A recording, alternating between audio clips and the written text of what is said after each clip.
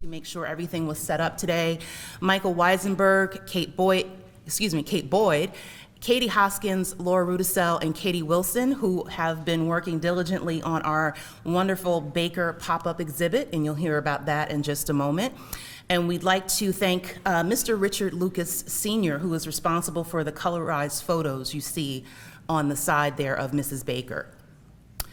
We'd like to thank the iSchool faculty and staff. Got a lot of my faculty colleagues in the back. Thank you for coming. I know it's a busy time of the year. And certainly thanks to Dr. Lyda McCartan, who is the new director of the iSchool.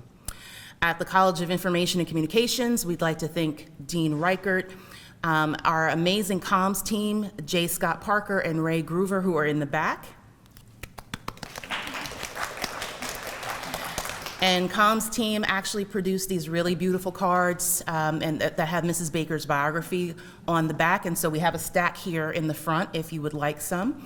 And also Elizabeth Gruszowski, who created this year's image. So I just wanted to give Elizabeth a shout out as well. We want to thank Turn 90. Turn 90 produced our Baker t-shirts. They are a local organization that supports the recently incarcerated and give them a trade and a skill and a job as they re-enter society. And we'd like to thank our Cocky's Reading Express teaching fellows, and you've probably seen them with signs trying to guide you into the building, and they really helped us pull the room together this morning. All right, so I have to give you a shameless plug. The work that the team does, we do all this work for free. And so we put our programs out for free. There are other cards on the table that have our websites and everything listed. So at this point, we have 5 years worth of programming that have all been offered for free and remain free on the website for the community. We have lots of library students across the world who will email and say, I love this particular lecture and I use this in my class. So we are very happy to be able to produce that for the community. But with that said, we do accept donations so we can keep up this good work. We are selling t-shirts. That is our annual fundraiser, and you may have seen some buttons and stickers and things at the registration desk that are available for purchase. The t-shirts are online. We do have links that we can push to you right away. So I want to go through our agenda just very quickly. You do have the agendas on the placards on your table. So we're going to start with our first keynote, Dr. Emily Knox from the University of Illinois. Then we will have an audience activity that Valerie and Liz will be leading for us. We will have lunch. We will have very brief remarks from Drs. Reichert and McCartan. We will have Freedom to Read SC, Freedom to Read South Carolina will be here to talk to us about banned books and being proactive and how do we fight back against the uptick in censorship that we are currently facing. In our afternoon keynote will be Amanda Jones. You probably heard of Amanda Jones. She is a school librarian. Oh, wait, there she is. Yay! Amanda Jones will be here in the afternoon to talk to us about what she's been through as a school librarian in Louisiana. And then we'll close, right? So we've got a jam-packed day, and we are very much looking forward to learning with you all today. Before I bring up Dr. Knox, I would like to bring up Laura Rudisell. And Laura is a current MLIS student about to graduate. And one of the things that I really wanted to do when I got here 5 years ago as chair was to get Mrs. Baker's archives digitized and preserved so they're available to the public. And so we have sent many students as work study students to digital collections. We have a great partnership with the South Caroliniana Library, who hold these archives, and also with digital collections here in this building, who do amazing work for us. And Laura has been working on the pop-up exhibit. So at some time today, I hope you'll have a chance to just go through this side of the room and check out some of the artifacts, some of the pictures, and things of that nature. So Laura, if you don't mind coming up and telling us a little bit about the exhibit.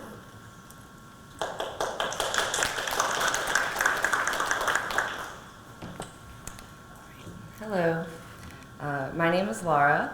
And as Dr. Cook said, I'm a graduate student at the School of Information Science here at USC. If you'll give me a few minutes, I love Augusta Baker, so I would love to talk about her collection. It's a pleasure to be here today. As you may have seen, we have a small exhibit set up in this corner of the room. These items are various photographs, correspondence, and memorabilia that are all a part of a collection of materials belonging to Augusta Baker, donated to the South Caroliniana Library by her family after her death. Comprising a total of 12 boxes, this collection, much like Augusta herself, is very enigmatic. It is diverse in its materials, ranging from travel photos of Augusta on cruises to correspondence with publishers to endearing letters written by New York City fourth graders who recall folk tales Augusta would tell at the New York City Public Library. This collection is a very precious testament to a vibrant and impactful life that Augusta led.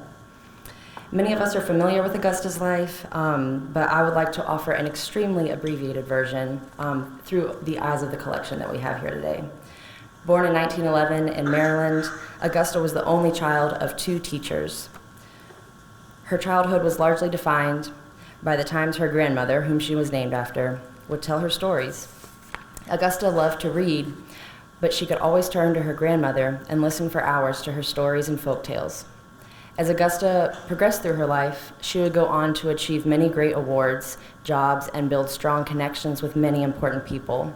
But what she always returned to were these memories of stories with her grandmother. This is very apparent in how frequently Augusta mentions her grandmother in interviews and in personal letters that we have here today. As a young woman, Augusta successfully persisted against the racist policies of Albany Teachers College to obtain her rightful entry into the school. She graduated as the first Black woman with a master's in library science in 1934. And in 1937, she continued to be a pioneer as she landed a job at the New York Public Library System as a children's librarian.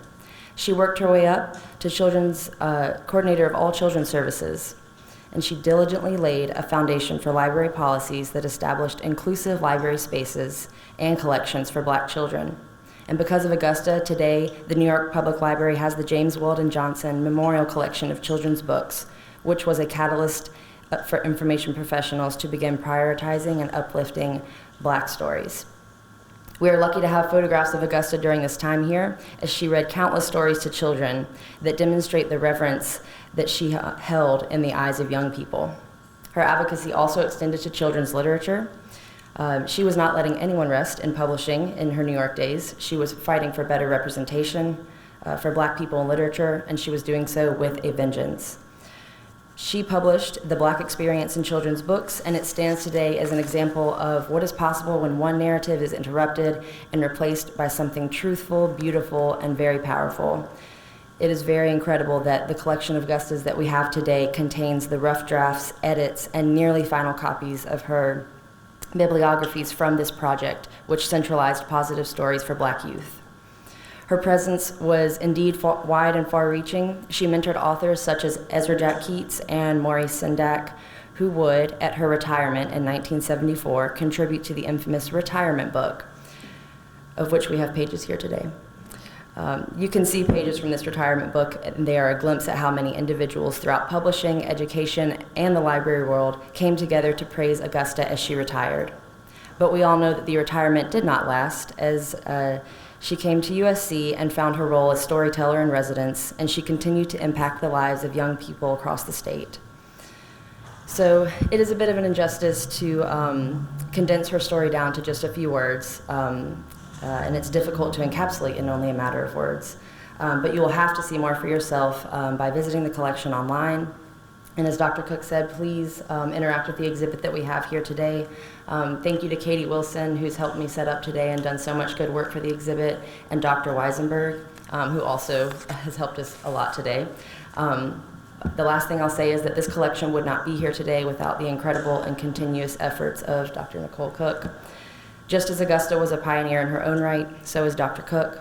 This collection was brought to life by Dr. Cook because when she became to be the Baker Endowed Chair, she asked, "Why are Augusta's papers sitting in boxes?" And I'm so glad that she asked, because that kick-started the motions that have been set in place for the past few years to get these papers digitized and online for public access. So Dr. Cook has done an amazing job at honoring Augusta's legacy. So yes, thank you, Dr. Cook. And yeah, thank you. Thank you for being here.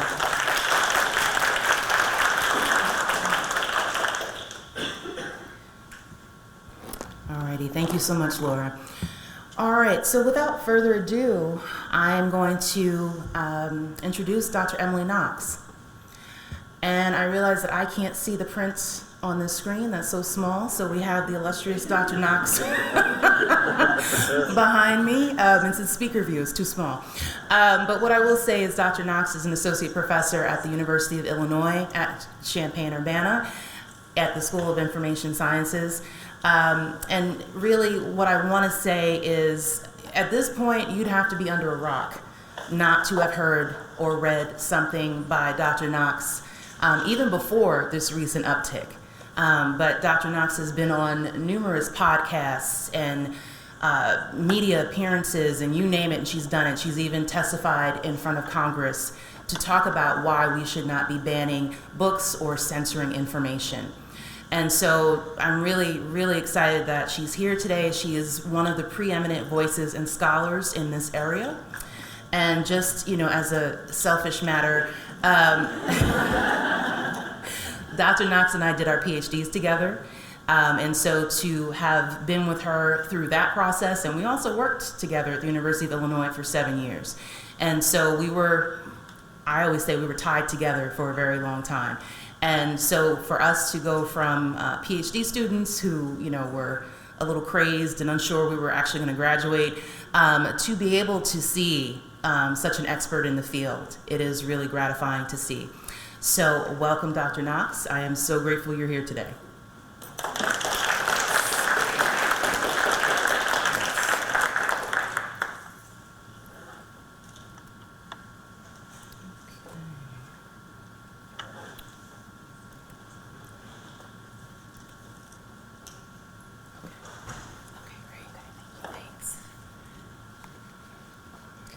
So thank you so much, especially to Sierra Harris and to Dr. Nicole Cook.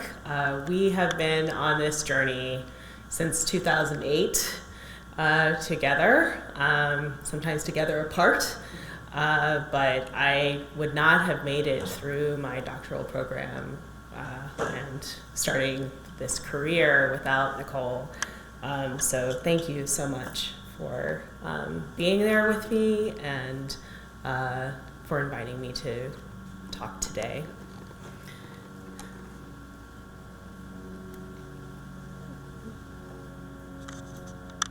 So first I'm going to talk a little bit about being here in South Carolina. My roots in South Carolina go extremely deep.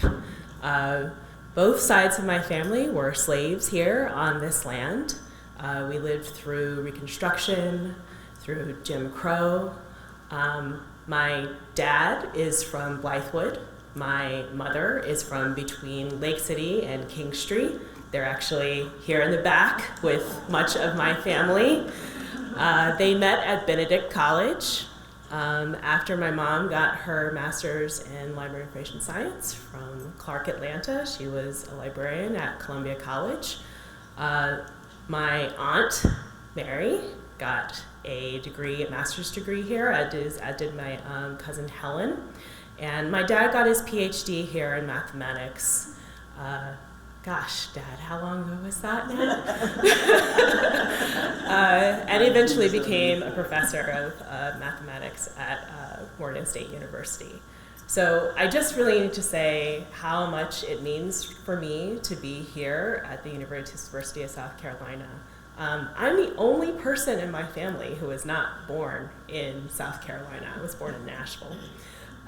But we came here twice a year, and I just feel such deep connection to this state. And I want to thank my family for coming to see me give this talk. It really means a lot to me. So I'm going to begin with definitions. What do we mean by intellectual freedom? Intellectual freedom is the right of every individual to both seek and receive information from all points of view without restriction. It provides for free access to all expressions of ideas through which any and all sides of a question, cause, or movement may be explored. Censorship is the opposite. It's the suppression of ideas and information that certain persons, individuals, groups, or government officials find objectionable or dangerous. These definitions are from the American Library Association. I think it's important just to have some table setting to understand what we're talking about when we talk about intellectual freedom. But why does this matter? So, intellectual freedom is really about each person's ability to be autonomous and to flourish. What Barbakoff says is that access to information is vital for human autonomy and is instrumentally valuable for having the moral capacity to make one's own choices. Barbakoff goes on to say that there are 5 competencies for understanding human autonomy. The access to information about many life possibilities, having self-reflection, the ability to critically think, having self-worth, and the willingness and ability to act. When we talk about something like flourishing, what we mean is that you can pursue your ideal self. And since everyone determines his or her own ideal self, flourishing is an internally created good. This is from John Burgess. So when we think about intellectual freedom, what we're really talking about is how do you want to live your life as an individual? How do you find out what is available to you? What are the choices that you can make? We do this by having intellectual freedom to explore what is out there. What I study is what I call censorship practices. So people often say to me, well, you know, books aren't actually being banned, right? This isn't censorship. The reason I call it a practice is that it's actually something that we all engage in. So I don't watch horror movies. That is a censorship practice that I do for myself because I like to sleep. So I just decide not to watch them unless they're true classics. They have to be like the best movies in order for me to take the time to watch during the day with all the lights on, often doing something else, a horror movie. So when I talk about a censorship practice, what do I mean? I use the 4 R's for this. This is redaction, restriction, relocation, and removal. And I'll go through those slowly. So redaction is when someone marks through something. So you may have heard about where Mouse by Art Spiegelman was censored in McMinn County, Tennessee. What the school board actually asked for first was that they actually mark through the naked mice and also through other terms and words that they found objectionable. This is redaction. For those of you who work at libraries, you know that some people will just mark through what they don't like and they'll return the book to the library because they didn't like something on the title or a picture, and so you get this defaced book. So that's an active practice, redaction. When we talk about restriction, what we're really talking about is who is the intended audience for a particular book. So the author writes a book, or gets a book illustrated. Who are they intending it for? When we restrict a book, we say that the people for whom that book was intended can no longer get easy access to it. So often this is putting it behind the desk. So in order to get the book, you have to say, well, librarian, I would like that book, which of course is a type of disclosure, right? Privacy is an important part of intellectual freedom. Or your parents have to write out a permission slip for you to see the book. So this is an active practice of restricting a book. Relocation is when a book moves from the collection for the intended audience to a different audience. What people will say is, this isn't actually a juvenile book, it's actually an adult book. So we're going to move it from the J section in the library to the adult section in the library, which means that there's a barrier to access for those kids. Or they'll say, we'll put it in something called a parenting section, which usually kids don't go to. When we talk about removal, that is what most people think of when they think of banning a book. So you're taking a book out of a collection. But what I try to get journalists to understand is that there are different types of collections. So is the person requesting that the book be removed from the school library, from the classroom library, from the public library, from a bookstore? This has happened. Those are all quite different requests. So you actually have to listen very carefully to see what someone is requesting. Asking that something get removed from the curriculum is not the same request as asking something get removed from the school library. So once again, those are the active practices: redaction, restriction, relocation, and removal. There are also passive censorship practices. So one is self-censorship, and my fear is that this is happening quite a bit right now, which is that people say, I don't want to get in trouble, I don't want to get doxxed, I don't want to be swatted, and so I am not going to write that book that I thought I was going to write.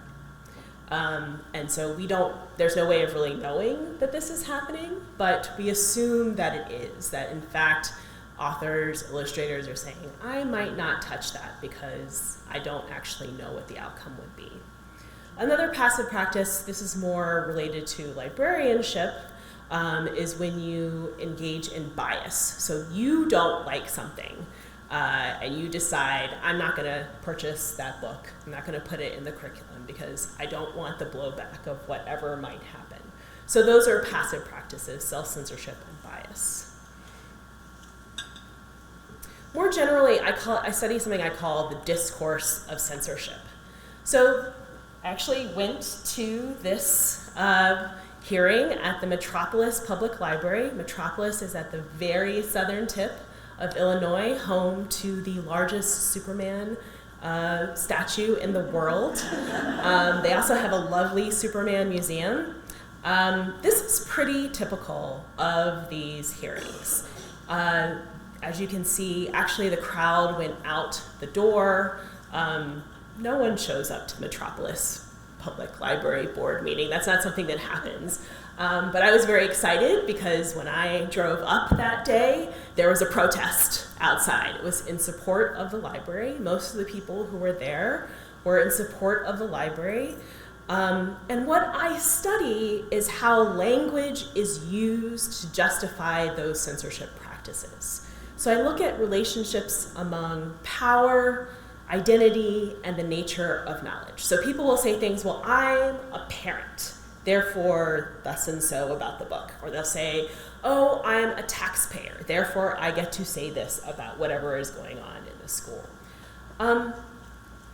I like to think about these as really thinking about the status of public institutions in communities. How do we understand what a public library or a public school is? I also talk about things like outsider perceptions of institutional practices. Most people have no idea how books end up on the shelf. You go to the library and there are books. It's kind of like magic. There's actually a lot that goes on before that book gets on the shelf, but most people have no idea how that happens. So I try to think about how do we understand these black box practices. Also, I'm interested in reading itself. What does it mean to read? How do we understand the practice of reading? I trace this through some of the changes that happened with understanding, especially reading the Bible in Reconstruction. The Reformation, thinking about things like how you could save your soul by reading. That, in fact, made reading one of the most important things you can do in the global north. What do we do in our classes? I tell my students to read. That's basically what a class is. There's some other stuff, but the syllabus is mostly reading. There's a reason why we do that. It's about changing your knowledge structures to become a different person. So one thing to think about is, what do we understand the relationship between intellectual freedom and social justice to be? So this is just a gloss that I gave during the 2016 primaries, and this was at University of Illinois, where we had a professor, Steven Salida, who was not invited to come to campus. He had been fired, essentially, for some tweets that he had on Twitter. And I was trying to explain to people, what do we mean by intellectual freedom and social justice? So I just said intellectual freedom is a liberal value, while social justice is a progressive value. I was really thinking about how this is used in the mass media, the way we talk about liberal versus progressive. But I decided to do a bit more work into this. So one way to think about it is people talk about Bernie Sanders being a progressive and Joe Biden is a liberal. But what do we mean by that? So as I did more work, I read through the wonderful series, the Oxford Very Short Introductions. I recommend those highly. And this is from Frieden. So he talks about liberalism. The thing to know is that liberalism and progressivism are actually on the same side of the political spectrum. So if you're talking to someone who's a political theorist, these aren't seen as being opposites. There are other things that are seen as being opposites, anarchism, conservatism, but in fact, liberalism and progressivism are all on the same side. So the way that Frieden explains it is with these sheets of paper. So liberalism is always based on that purple sheet of paper at the bottom. And this is for human rights, to be against tyranny. And then as you move up through the sheets of paper, you have economic freedom, that's the green sheet of paper. Then you have individual progress, that's the pink sheet of paper. Then you have social space, which is the yellow sheet of paper. And then you have group identities, which is the blue sheet of paper. And the way Frieden describes it is that these are always stacked on top of each other if you're thinking about liberalism. But at various points in time, there'll be holes in those sheets of paper, and one particular part of liberalism will shine through the top.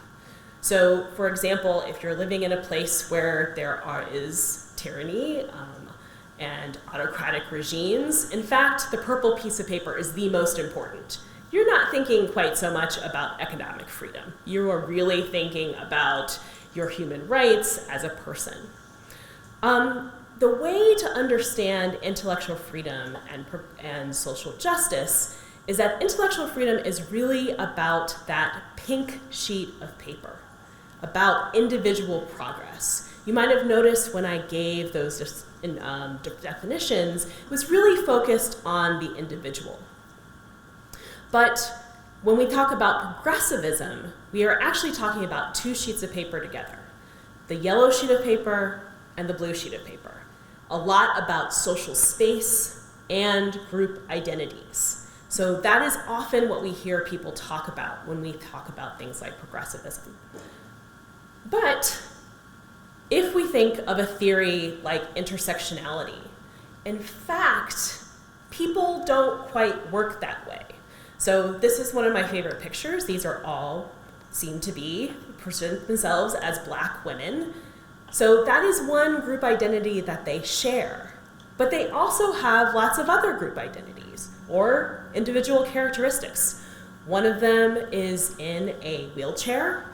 One of them is a hijabi. They have lots of different characteristics, identities that they have, even though they have this shared group identity. So when we think about Kimberly Crenshaw and her understanding of intersectionality, this is one way of thinking about it. This is actually where the library really shines. Because when you think about the library, yes, we take things like social space, group identity into account, but what really matters more than anything is that individual. When they come up to the reference desk, we take their concerns seriously. No matter who they are, it's one of the most beautiful things about librarianship. You can have someone who's 3 years old who needs to read something, and you will go and find that for them. You go to your public library. Almost all the public libraries that you go to, there are people waiting to come in as soon as those doors open so they can read their newspapers on those sticks, so that they can have a warm place to be when it is cold. Libraries provide lunch for kids. We provide keyboarding lessons for people. Tax season just finished. Ask your local public librarian about what tax season is like in the library. I just saw someone post, "I cannot give tax advice. I am just a librarian. All I can do is give you the forms." This is the work that libraries do. It is really taking each person's concerns seriously. So this is where the intersection of intellectual freedom and social justice come together. I would also say that you cannot have social justice without intellectual freedom. How can you learn about what a more just society looks like if you never learn about it in the first place? When we think about what are the many possibilities out there, one of the many possibilities is a more just society. So what I tell my students when they're concerned about what might be on their shelves, what I talk about is from Jenna Friedman, who is the reference librarian at Barnard College. She talks about striving for representation and not balance. So when you think about your collection, think about, is it a representative collection as opposed to a balanced collection? Because when you think about balance, you start thinking about scales, and is the scale being tipped in one direction or the other? That's not necessarily the best way to think about it. I often get in arguments with people about especially presidential candidates and which books should be on the shelf. And I was like, well, if someone's running for president, you should have their book on the shelf. You don't have to keep it on the shelf after the presidential primary is over, but you should give people the opportunity to know what people's stances are, and that's often through those books. When you start thinking about, am I being representative of the people running for president, you realize that this is not so much about balance, but am I actually showing what the stances are of these people? So why does this matter? I do want to talk a little bit about the current book challenges that are happening. So this is a collage of many of these books. Most of these books are what we call diverse books. Diverse books always have a point of view, and this is from my former doctoral student, Emil Lawrence, who discusses how, for example, sheikh romances are not diverse books. Diverse books have to have often a political point of view. We can see that these books, some of which have been on the most banned book list for a long time. I Am Jazz. Jazz Jennings books have been there forever. Some of these I'm sure you know about. They have been read out to me in various forums, All Boys Aren't Blue and Gender Queer. So let me just say very quickly what I found in my research with diverse books. Most of the reasons why people say that diverse books should not be included in public libraries and schools is that they are unsuitable for age group. So what do we mean by this? We mean in some way that they are difficult to read, and I'll talk a little bit more about what I mean by difficult. Often there's a theme of you should just provide an alternative, especially if this is a book about people who are Black, Indigenous, or people of color. Then you should also know that books that are about LGBTQIA people are always seen, or not even people, as I'll mention, are always seen to be books about sex, which is why a book about penguins taking care of an egg is actually seen to be controversial in some way. So these are the latest statistics that were put out by the American Library Association about 3 weeks ago. This is the number of unique challenges. You can see it's gone up significantly.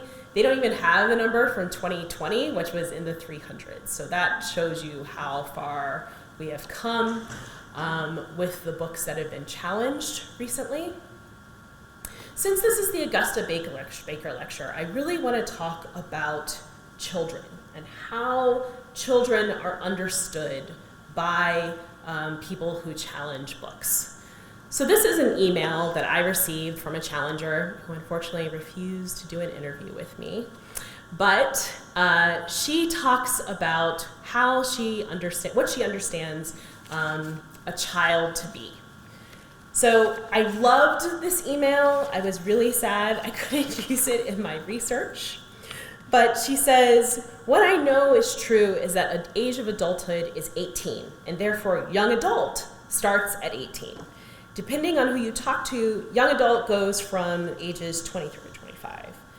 A minor is anyone under 18. Anyone age 12 and under is considered a child. Youth ages 13 to 19 are considered teenagers. This book is being handled to 15-year-old minors, youth, teenagers, not young adults or adults. I refer to the definitions of the Webster's 9th New Collegiate Edition, copyright 1984, under the words adult, child, minor, teens, teenager, young, and youth. This is actually what a lot of these discussions are about. What does it mean to be a child? How do we understand what children need when they read? How do we think about children in the first place? So here are two constructions of the innocence of childhood that are used by challengers, which is really interesting because they're actually completely different constructions of understanding what it means to be innocent. So the first one is a tabula rasa, which means that children come into the world and they are completely blank slates. And what a bad book does is insert bad things into their heads that they would not have had before. The other one is more of a latent understanding of what reading does. It actually, you already have bad things that are part of you, which for some of you who do theology, you know this is a very long argument about original sin, right? And what the book does is trigger these bad things. And so these are two completely opposite understandings of what it means to be innocent. So you can see these from some of the work that I've done before. But I would argue that it is still important that we give our kids, our children, our youth, that they have the right to intellectual freedom. Why? So this is Carrie H. Robinson's argument. What we actually see is that people are arguing about something called difficult knowledge. This is knowledge that many adults find challenging to address in their own lives, but especially with children. So you'll remember that I started this talk by saying that we were slaves on this land. How do you talk to kids about that? When is that introduced? I once had someone argue with me that you shouldn't find out about slavery until you're 8 years old. That seemed very random to me. And I was like, well, but I always knew my ancestors were slaves. I don't remember not knowing that my ancestors were slaves. In fact, on my mother's side, we know the house that we were slaves in on Whitworth Street in Charleston, South Carolina. I've always known that information. It is difficult to know that information. Telling that to a child can be very difficult, but it is important to do it. Censorship attempts, and this is what Carrie Robinson says, are harmful because they deny children both agency and the vocabulary to describe their own bodies and lives. I've had people disclose very painful things to me about childhood sexual abuse, assault, after my talks, because they say things like, I did not have the words to tell my parents what was happening to me. It is very important that we give all people, including children, the words to be able to describe themselves and their world. I also want to say that kids' voices matter. So you'll notice that in the pictures that you see of the hearings, there are almost never any children in these pictures. When I look at the public hearings, it's a lot of adults yelling at each other about some book that is not even intended for them.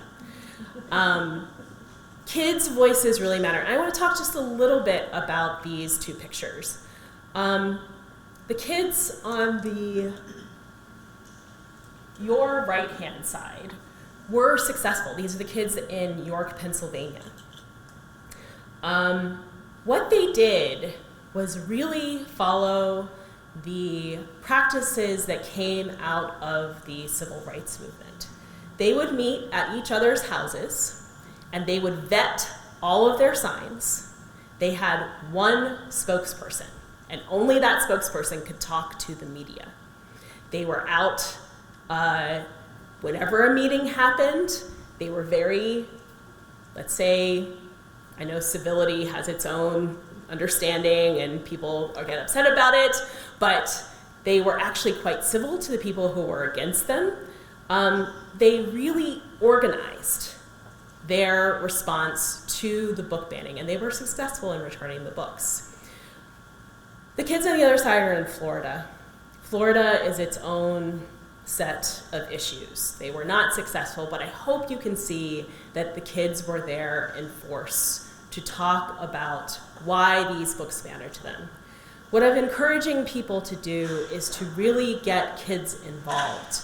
I know it can be scary to have your kid go to a public meeting and speak up, but I think it's important for kids to know that their own voices make a difference, that they are citizens of their communities and that they can have an impact, even if everything doesn't go the way they want to after they speak up. It is still important to hear these voices.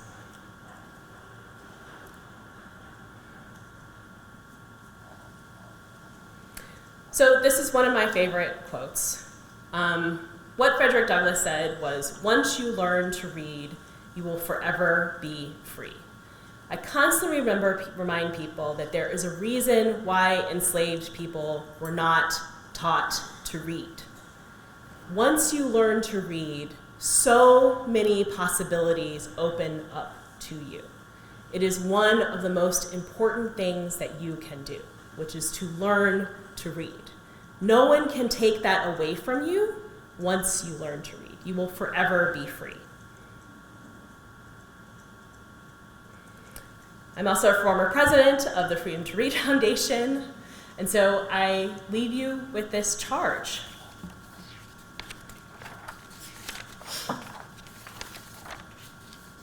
So as the sponsor of this lecture says, get ready and stay ready. Get involved in your local community politics. It's up to you to make sure that everyone has the right to read, because free people read freely. Thank you very much.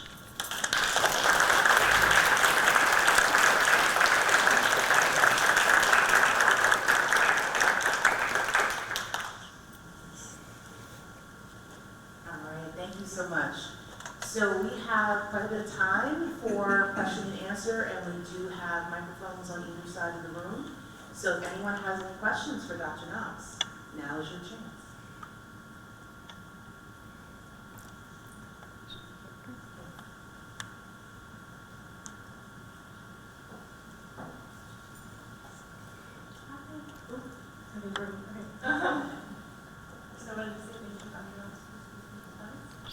I wanted to ask about a situation that I had in the library that I work at, the library I work at. We have this book come across the whole it's called Irreversible Damage, the transgender phrase seducing our daughters. And me and my coworker felt some kind of way about it because it's very much spreading, a very harmful narrative about trans people. Who face a lot of physical violence as a result of this narrative. And so I work for a library that's very much makes a stance against prejudice, and they are on the side of social justice.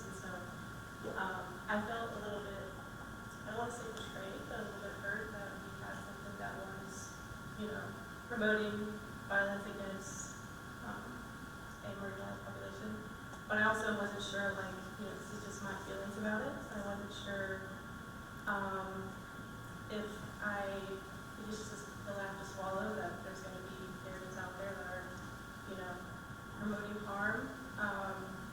So I just kind of was wondering what your opinion is about, information. Yeah, so I'm very familiar with this book. Let me answer this a couple different ways. First, it is important to know what arguments are in order to argue against them. So in order to say what are the arguments that are harmful to trans people, you actually need to know what is in that book. And it is part of the work of the library to offer lots of different representative understandings of what arguments are. I also want to say that librarians should not be paternalistic. You don't actually know what will happen when someone reads a particular book. When you say that you're going to remove a book, you're saying, I know what the outcome is if you read this. You don't have any way of knowing what that outcome is. It could be that someone says, in fact, I hear this argument all the time. I want to know how to argue against it. Also, if libraries start getting involved in removing harmful books, there will be nothing left on the shelves in many sections of the library. Two of my favorite authors are Agatha Christie and Arthur Conan Doyle. Those books are extremely racist and anti-Semitic. I would be very upset if the library took Sherlock Holmes off the shelf. Often people don't read those particular short stories, but I've read them all, and some of them are quite horrific. Also, we have things like,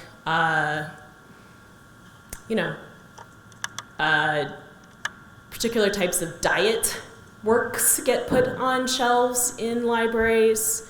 Are we going to be removing certain artwork from art books in libraries? Once you go down this road, you don't actually know where you will stop.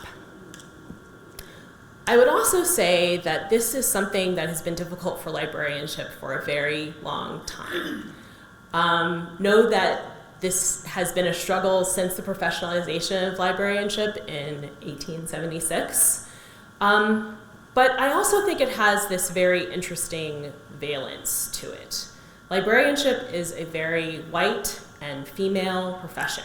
And what you often get at the end of people saying this is a harmful book for you is white female people telling other people what is going to be harmful for them. These are the types of power dynamics that I don't think that librarianship should be involved in. The job of the librarian is to follow the collection development policy and to provide information that is based on that collection development policy. You may or may not agree with everything that shows up on the shelf due to that collection development policy, but that is part of the job. And I understand it's very difficult. I would think about it also that the library does not endorse what is on the shelf. Libraries provide information, but that is not endorsement. I just have written an article about that. And you have to often separate your own personal understandings of how things should be from your professional ethics. Our professional ethics call for us to support intellectual freedom and eschew censorship.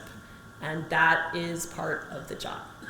So I totally understand that this is very difficult. But thinking about, am I providing representative understandings of different arguments that happen in our world? This is a live discussion in our country right now. People have the right to know what that discussion is. And yes, it can be harmful, and there are people who might be harmed by that. But you don't actually know what the outcome of one individual person reading a particular book might be.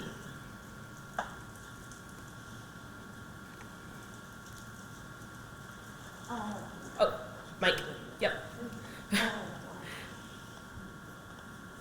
most of the conversation, dialogue, conflicts that I've seen have involved school libraries for the most part. Is there as much pressure on public libraries?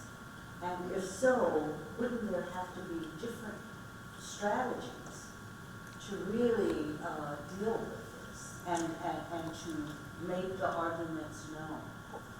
Certainly with children, it's a lot more tender and delicate, if you will. But first, is there more pressure on public libraries? And then secondly, what might be some of those strategies? So these are incredibly localized challenges. So it really depends on the community that you're talking about. So I was just in Fresno, California. Their argument is about the public library. In other places, it's about the school library. In other places, it's about the curriculum. Oddly, in Virginia, it's about the Barnes and Noble. So you just never know, and you have to be very clear about what is happening in a particular community. And yes, the strategies are quite different. A curriculum challenge is different from a library challenge. Curriculum is a coercive structure. You are required to read a particular book. This is not true in the school library. School libraries are actually covered by a Supreme Court case called Island Trees v. Pico. They are considered to be a little bit different from public libraries and the curriculum. So if you're thinking about what your strategy must be, you really have to think about what is the request being made. Is it about curriculum? Teachers' libraries and their classrooms are actually another different thing that exists. So you have to be very aware of what the request is. And you do have to change your strategy based on what people are asking for.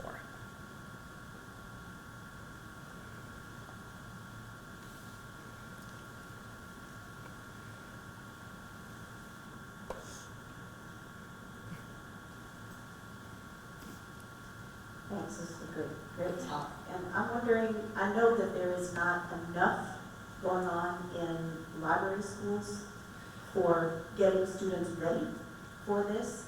And it used to be, in my experience, it used to be sort of quaint to teach this. Now it's like the bread and butter. You really need it. Is any more happening in schools of education, since there are a whole lot more teachers than librarians? And you may not know, but I'm wondering if they're getting ready, more ready. I don't know, but I hope that they are. So we teach intellectual freedom and censorship, but I don't know what education schools are doing in the face of this. I was just on a dissertation committee for an education school that talked about banned books, but I'm not sure if this has been pulled into teacher education curriculum, and it does need to be.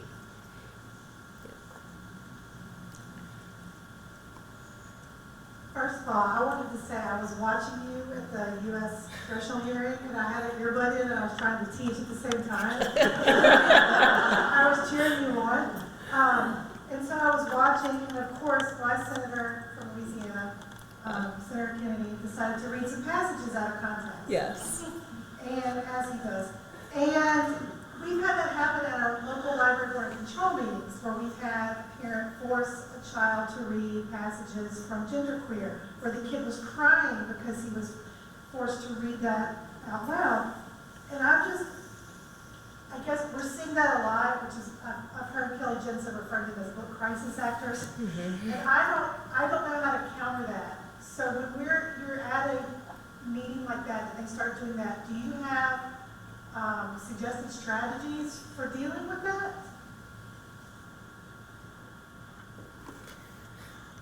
Oh, do I have suggested strategies? So I would say one thing to think about maybe doing is reading other parts of those books. So the thing about genderqueer is that that's not even the part that I remember most about it. I mostly remember E getting into an argument with their aunt about gender issues and how enlightening that was. Also, I would say that that might be a strategy, but I'm not sure there's much you can actually do. In many ways, you just have to accept that there are people who find this time very destabilizing. It's awful that someone would put their own child in that position. I remind people that that says much more about that person than anything else that is going on in that particular situation. I think I would call out that behavior a bit and say, who would put their child in a situation where they would be in tears about this? That's a bit pointed. It's much easier for me to say that than to actually do it. I think this is actually also where you would have an older youth come and talk about why these books are meaningful to them. For those of you who haven't read genderqueer, if you want to learn more about what it means to be non-binary, I found that book to be incredibly enlightening. That is what a book can do. We're just going to shout out Redeem Sins Bishop, as we always do, about books being mirrors, windows, sliding glass doors. It's a window for many people just to understand someone who lives a different life than you do. I think it's more about numbers, having other people, other kids make arguments, and it still might not be enough. I just always have to say that also, is that we are at this point in our politics where we are just in a reactionary stage and it might not be enough. But I can't imagine being a parent and putting my child in that position, and I would call that out.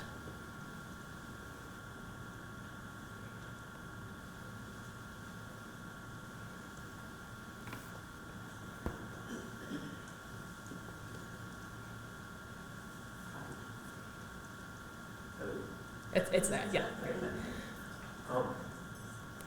So you said it might not be enough, and at the county that I live in, we kind of feel like it's at that stage because it's been years working with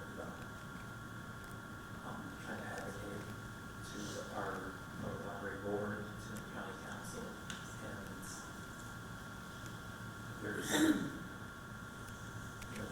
strategies that have changed, and I feel like everything, we've exhausted everything, and thinking that possibly the only other option would be legal action, and I don't know, is that the last So I would enter into legal action carefully. There is currently a lawsuit in Escambia, Florida. I'll say in the freedom of expression world, so I'm also the board president for the National Coalition Against Censorship. We have arguments about legal action because of where the Supreme Court is right now. Do we really want these cases to go up to our currently constituted Supreme Court? So I would call your local ACLU. That's the best place to start with this. And they would be able to give you some legal counsel. It may lead to something, it may not. Even if that happens, because these are so local, there's in some ways nothing you can do in a lot of ways, right? It's really about who is turning out to vote, who is being appointed by the mayor to be on these boards. It's so localized that there's no way to make a blanket statement about it. But if you feel like you've exhausted all options, I would just call and see what they have to say. And also, I let people know that you're not alone. So don't feel like you are by yourself in this. There are people out there who are happy to talk. You can send me an email, you can call me, you can call pretty much anybody on the National Coalition Against Censorship list will be willing to just speak to you. And sometimes that's all that can be done. But if you feel like you've exhausted all options, sometimes just finding out what a lawyer has to say is worth it.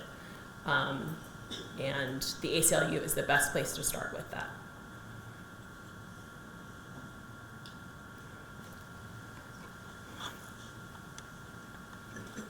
This is a great presentation. Thanks for being here. Thank you.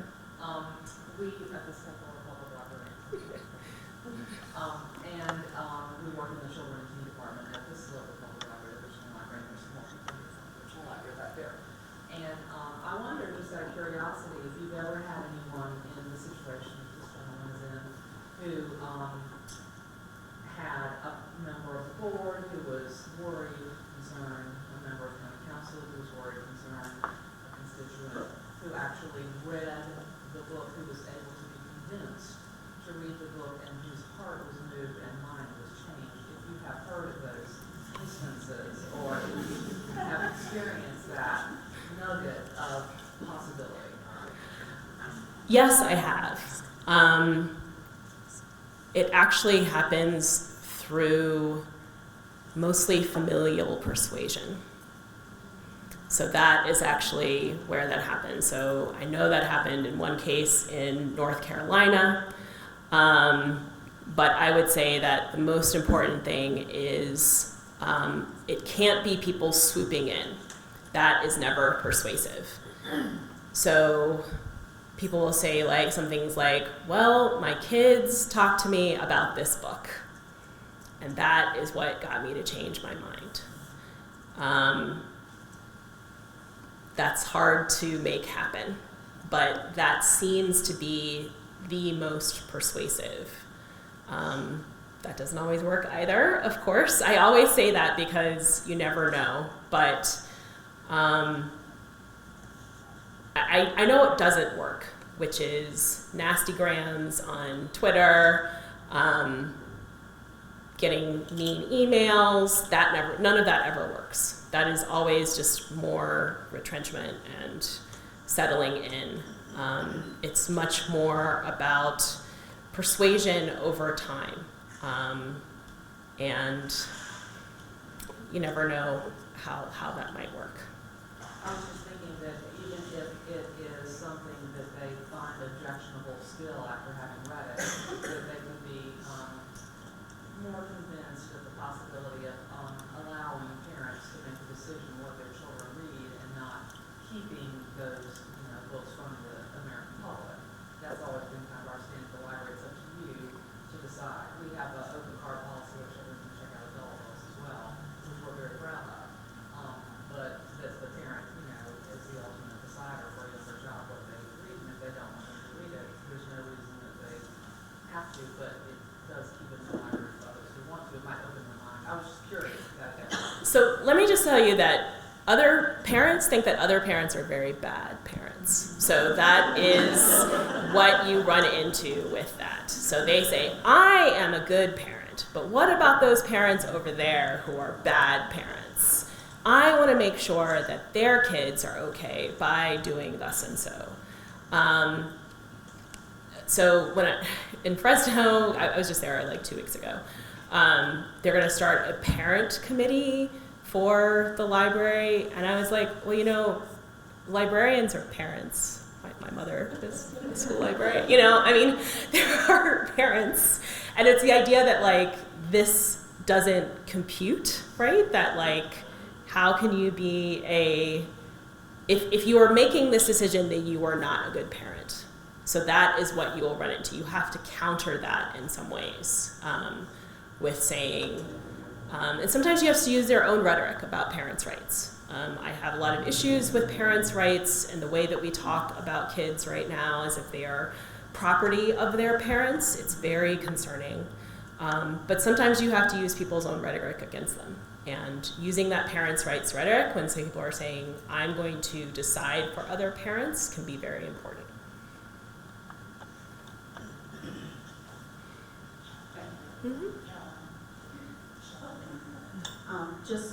I have one quick suggestion about how librarians can help infiltrate what's going on in schools of education.